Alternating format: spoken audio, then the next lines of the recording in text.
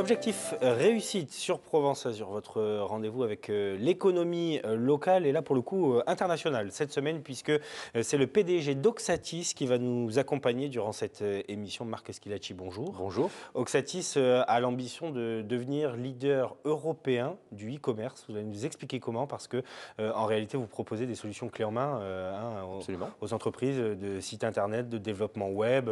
Donc c'est un marché très porteur. Vous venez de faire d'ailleurs votre introduction en bourse, ça s'est pas trop mal passé, je crois. Vous allez nous expliquer tout ça.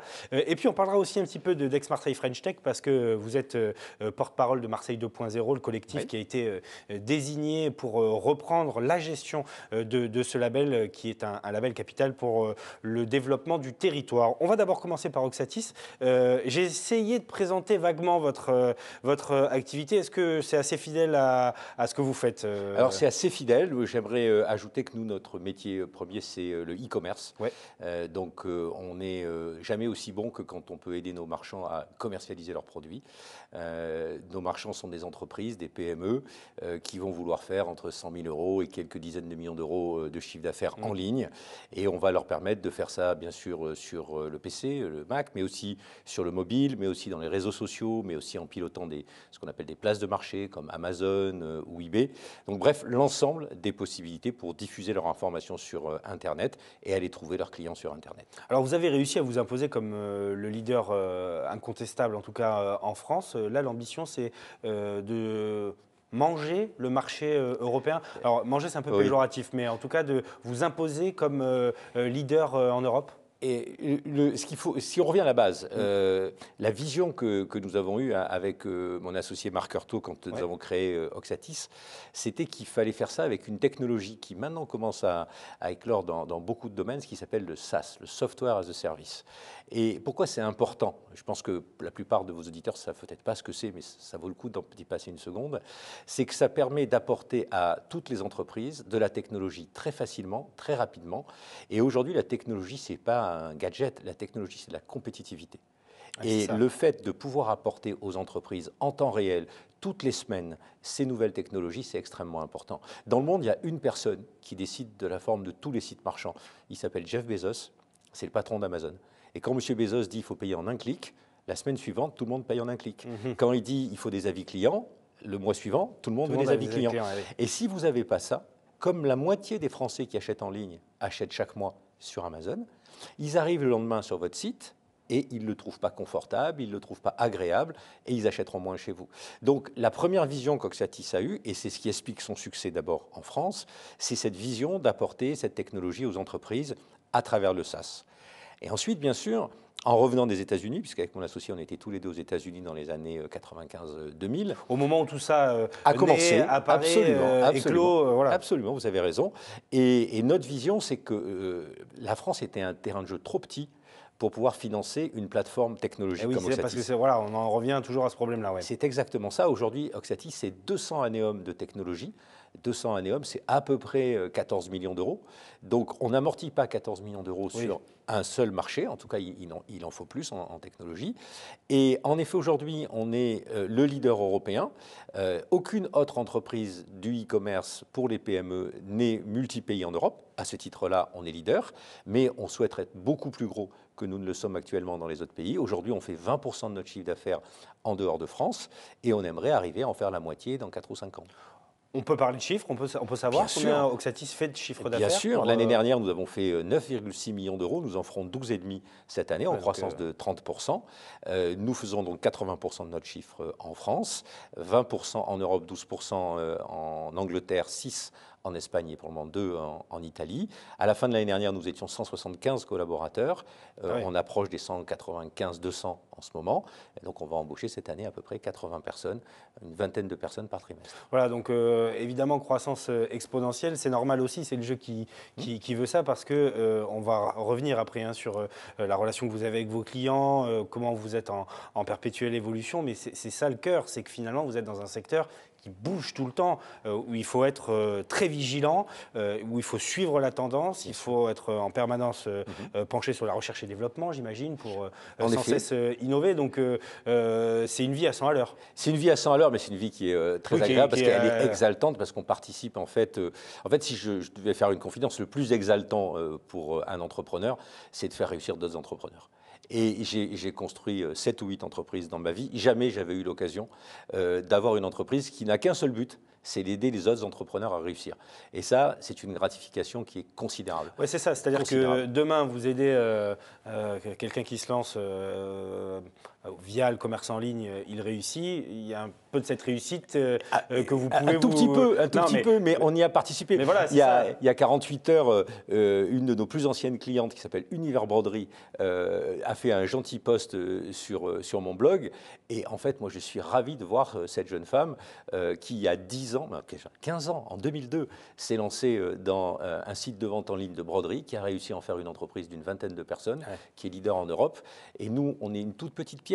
Mais c'est très agréable d'être cette petite pierre.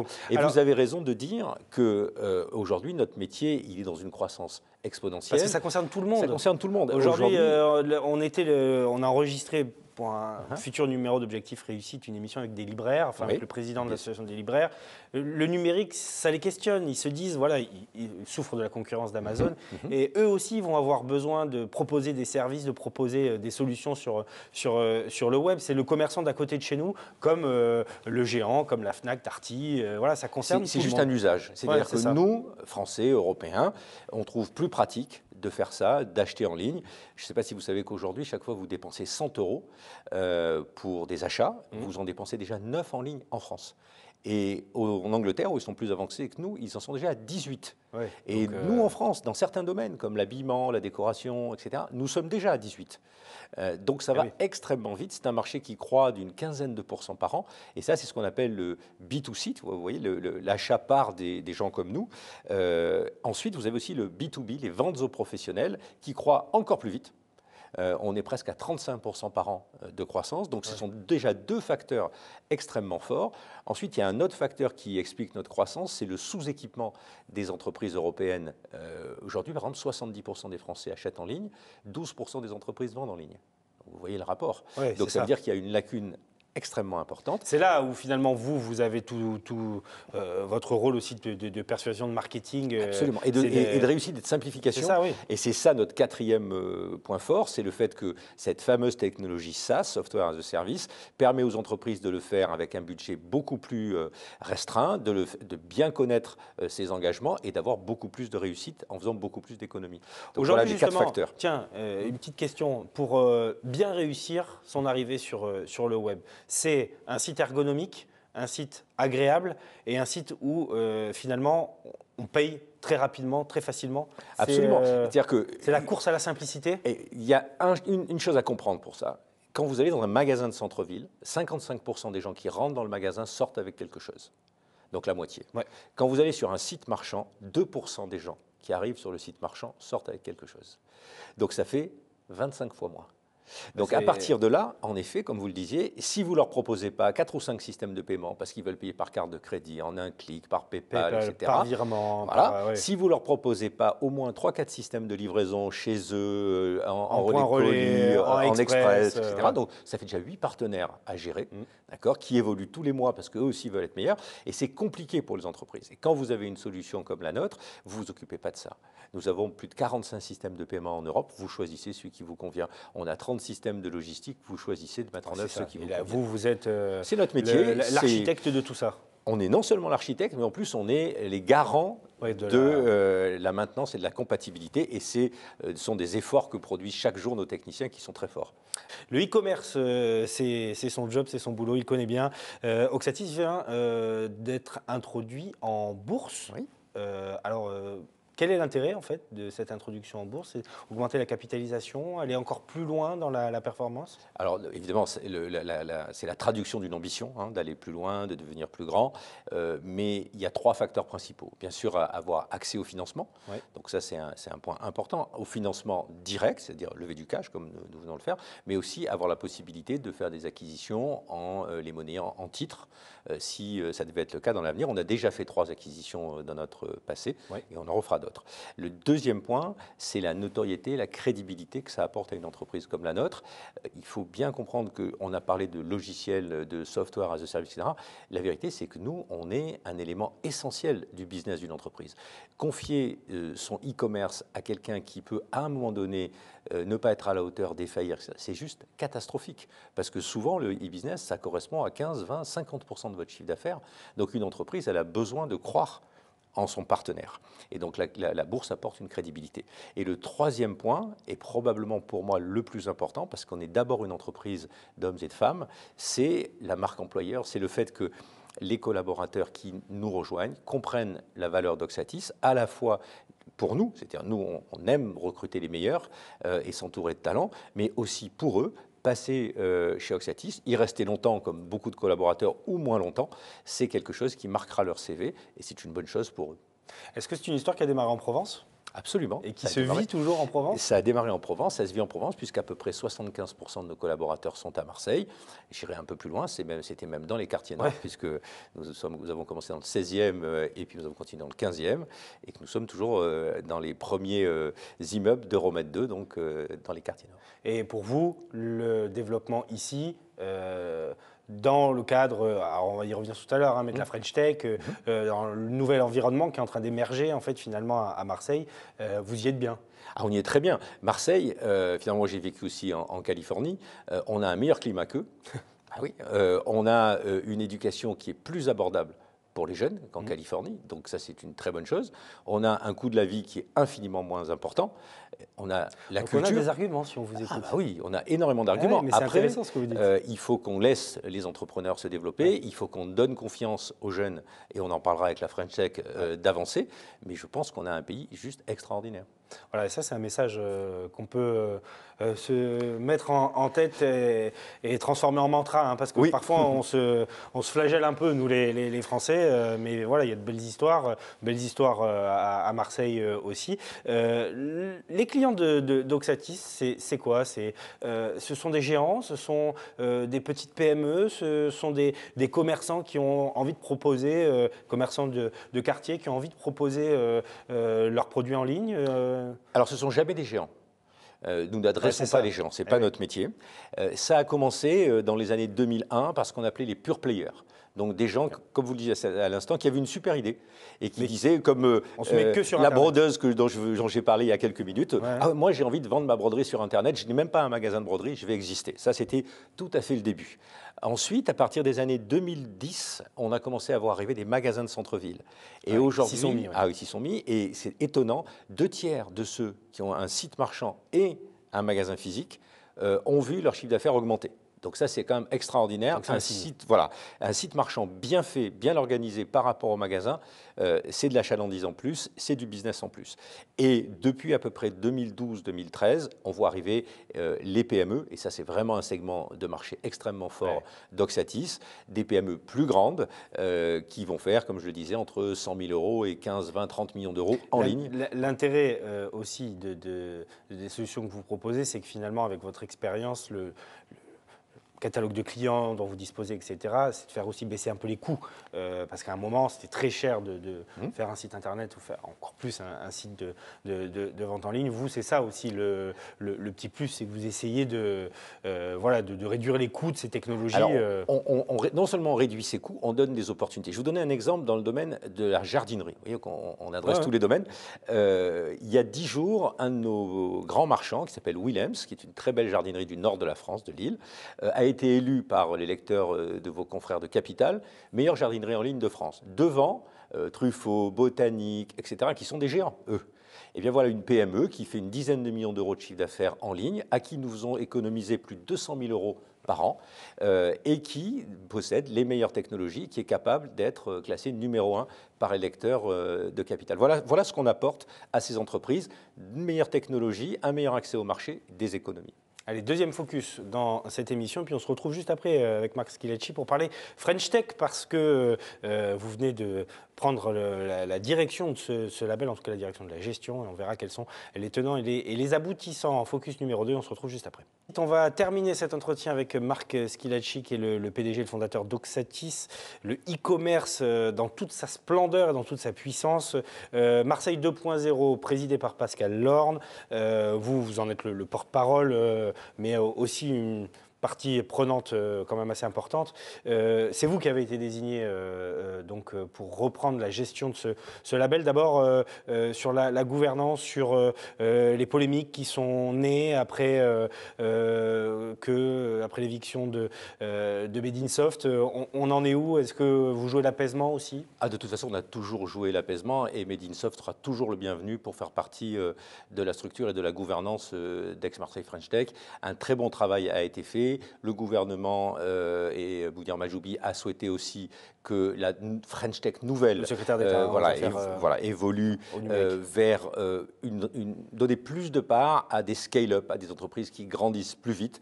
On a montré dans les 2-3 années qui ont passé une capacité en France à créer beaucoup de start-up. Se posent maintenant des questions de savoir, est-ce qu'on va savoir les faire grandir? Est-ce qu'on va savoir les internationaliser? Et je pense que c'est un des focus de la nouvelle gouvernance de Aix-Marseille French Tech 2.0, international, financement, de façon à faire grandir cette start-up. Les choses sont dans les rails, ça y est, l'équipe est en place, les statuts déposés, tout a... Alors les statuts sont déposés, on est en train d'organiser la gouvernance. On a vraiment une volonté que la gouvernance soit d'abord 8 entrepreneurs. Et on a défini des critères extrêmement rigoureux sur les entrepreneurs, qu'il faut qu'il y ait au moins 3 collaborateurs, au moins 100 kg euros de chiffre d'affaires ou 300 kg euros de levée de fonds, etc., pour absolument avoir le ressenti et le vécu d'entrepreneurs à la tête de la French Tech. On aura aussi des structures d'accompagnement, parce que c'est extrêmement important. Il y a beaucoup de structures d'accompagnement dans la région, et il faut les associer à notre projet. Et enfin, il y aura des membres complémentaires. Et donc tout ça est en train de se mettre en place. Il y a le renouvellement du label qui se passe au mois de juin, et on travaille déjà dessus. Et enfin, n'oublions pas aussi, vous avez cité Pascal Lorne, il y a aussi Olivier Mathieu, il y a aussi Cyril Zimmermann, qui est le président de l'Axel, l'Association française pour le numérique. Donc on a des très beaux noms. Votre feuille de route, c'est l'international? Notre feuille de route principale, c'est l'international, mais aussi c'est plus de business, plus de cross-business avec les grandes entreprises, plus de place aux femmes dans la technologie, plus d'éducation. On fait beaucoup de choses avec des gens comme Cage, comme Simplon, comme tous ceux qui veulent se focaliser sur l'éducation, le code, etc. On va faire un très bel événement vers le 5-6 juillet qui consistera justement à faire découvrir l'écosystème des startups, à la fois startups et qui aident les startups sur notre bassin. Et je pense que ça sera une bonne façon de démarrer ce nouveau projet. La French Tech, globalement, on parlait tout à l'heure de concurrence avec les États-Unis. Quand on regarde les GAFA, quand on voit ce qui se passe aussi en Asie, c'est une bonne base de départ pour aussi peser dans la compétition mondiale. Franchement, ce qui a été fait, quand on le voit de l'étranger, c'est extraordinaire. Le fait qu'aux États-Unis, on puisse parler d'un label French Tech, en fait, on a mis un truc sexy, sur une compétence réelle que nous avons en France. Nous avons probablement... On a su emballer la chose, pour une fois. Mais oui, mais c'est extra. On nous parlait des Allemands qui chassaient en meute. Nous, on a été capable de labelliser notre technologie. On a parmi les meilleurs ingénieurs du monde. On a parmi la meilleure école de mathématiques du monde. Et Dieu sait si c'est important dans l'intelligence artificielle, dans le data mining, etc. Mais quand on parle de ça, c'est abscon. Alors que quand on parle de la French Tech, c'est beaucoup plus sexy. Donc ça, on a su le faire. Maintenant, il faut passer du design, du package, à ce qu'il y a dedans, et aider justement un certain nombre d'entreprises françaises à éclore, à passer du stade de la start-up au stade de la scale-up, et pourquoi pas Peut-être que quelques-unes deviendront des licornes, mais déjà, si on pouvait faire beaucoup de scale-up, ça serait une très belle chose. Alors, une dernière question en rapport avec Oxatis. Vous avez parlé de Jeff Bezos et d'Amazon. Comment vous regardez Amazon? Comment Jeff Bezos vous regarde? Est-ce que lui aussi a quand même l'œil sur ce qui se fait, alors pas chez les concurrents, parce que vous n'êtes pas sur le même segment, mais voilà, sur la technologie d'Oxatis? C'est intéressant parce que vous dites on n'est pas concurrent. Les Américains ont un très joli mot, on est coopétiteur. C'est-à-dire qu'en effet, on intègre dans la technologie Oxatis la connexion vers leur marketplace. C'est-à-dire que nos marchands peuvent vendre sur leur marketplace. On intègre dans les sites marchands Oxatis leur technologie de paiement. Donc ça veut dire que vous arrivez sur un site Oxatis, vous pouvez payer avec le compte que vous avez sur Amazon et récupérer vos adresses, etc. Voilà. Et donc, ils ont besoin, n'oubliez pas qu'Amazon, 60% de ce que vend Amazon est vendu par des marchands. Oui, c'est ça. Donc nos clients. Ils ont besoin de vous. Ils ont besoin de nous, on a besoin d'eux. Après, il faut que le jeu soit équitable. Et le rôle des pouvoirs publics là-dessus est extrêmement important. Dès que quelque chose grandit, il faut des règles, il faut le rendre équitable. Je pense que ça peut marcher. Merci beaucoup, Marc Schillaci, d'avoir accepté cet entretien. Je rappelle que vous êtes PDG et fondateur d'Oxatis, qui vient donc de faire son introduction en bourse et qui est leader européen grâce à cette technique du SaaS dans le e-commerce et les solutions clés en main. En fait, si vous êtes commerçant ou si vous avez quelque chose à vendre en ligne, vous pouvez utiliser la technologie Oxatis et puis donc porte-parole de Marseille 2.0, la gestion du label ex-Marseille French Tech. Merci encore d'être venu jusqu'à nous. Entretien à revoir sur notre site internet, le www.provenceazur-tv.fr. N'oubliez pas les réseaux sociaux, Twitter, Facebook et notre chaîne YouTube également à votre disposition. Très bonne semaine. On se retrouve donc la semaine prochaine pour un nouveau numéro d'Objectif Réussite sur Provence Azur.